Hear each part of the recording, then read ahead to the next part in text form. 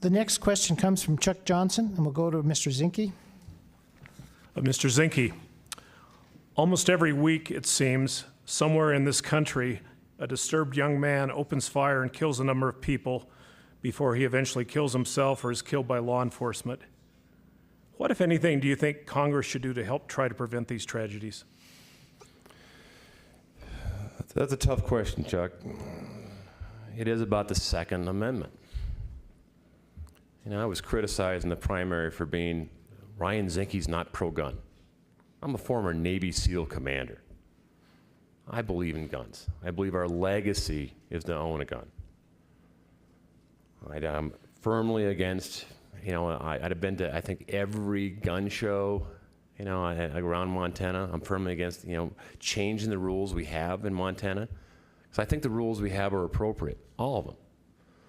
I stood up against the NRA about trying to come into Montana and change the Fish, Wildlife and Parks rule on Montanans controlling our ammunition and weapons for hunting. So I think it's a Montana issue.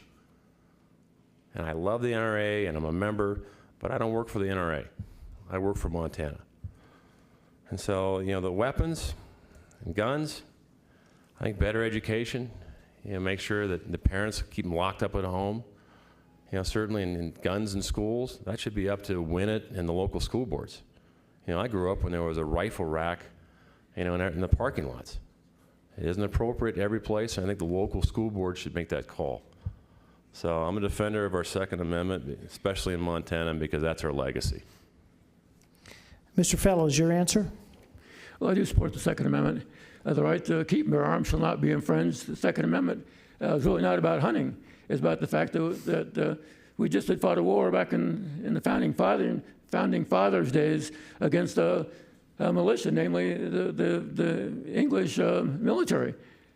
And so, and it continues today to protect our rights, our property, our families. We have the right to keep and bear arms because in case the government gets too tyrannical, we may need that again. You know, and I'm against a lot of these laws that they have in Congress. You know, background checks are nice, but it could be lead up to gun registration, which I think privacy issues.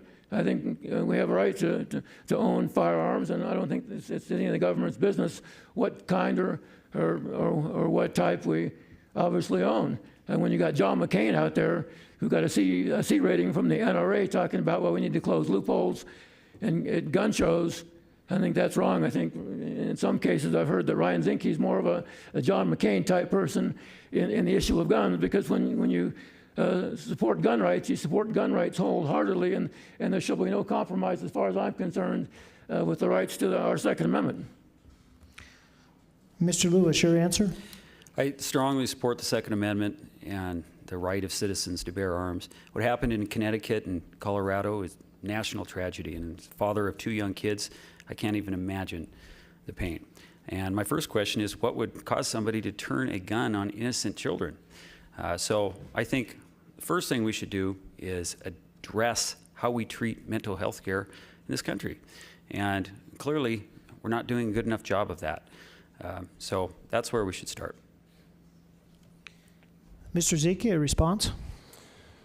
Well, it's interesting on a campaign. There's a lot. I should add the top 10 rumors about Ryan Zinke. I think probably the best one was my wife at 23 years was a Israeli Mossad, and she was my mistress. So I think that's probably the top 10 of the rumors. But I'm strongly Second Amendment. You know, I grew up in Montana. I think he should have the right to own a weapon. There are limitations. I don't think you need a howitzer, and I don't think you need a Gustav shoulder-fired weapon. But a 50 cal, knock yourself out. Mr. Fellows, response? Well, I think you know, I'm not much for having to apply for a right that I already have and concealed carry, but for the most part, you know, if the sensible thing might be in terms of that is to make my concealed carry permit accessible in other states. I know when Florida decided to approve a concealed carry permit in their state, violent crime went down, because if I'm a criminal, I'm not going to try to rob or steal somebody, because my life is important as well. is it worth getting shot for $5 at a convenience store? I don't think so. So we do have to protect the Second Amendment, and there are those people that want to destroy it, and I will protect it. Mr. Lewis, a response? Look, it comes with the responsibility. I'm a strong supporter of the Second Amendment, and we need to enforce the laws that are on the books and improve the system if needed and address mental health care in this country.